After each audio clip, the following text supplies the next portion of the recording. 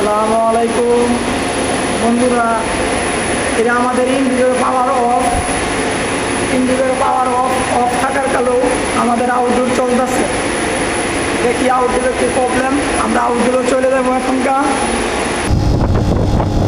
বন্ধুরা, আমাদের এই যে আউটডোরে কী অবস্থা, আউটডোরে অনেক আইস।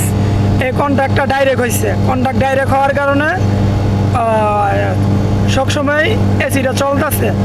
চলার কারণে এসির এই অবস্থা। এই যে দেখেন কি পরিমাণ আইস হয়েছে, চলতেছে। বন্ধুরা, এই যে দেখেন কি পরিমাণ আইস। কম্প্রেসার 10.5 এম্পিয়ার নিতেছে। আমাদের প্রবলেম এই রিলেটার কন্ট্যাক্টটা ডাইরেক্ট হয়ে গেছে। ডাইরেক্ট হওয়ার কারণে এই প্রবলেম। বন্ধুরা, আমরা এই যে কন্ট্যাক্টটা চেঞ্জ করে দিলাম। চেঞ্জ করার পরে এই যে এখনকার এম্পিয়ার 10.5, এই যে সাকশন পাইপে কোনো প্রবলেমটা কন্ট্যাক্ট ডাইরেক্ট হওয়ার কারণে সবসময় এসিটা চলছে।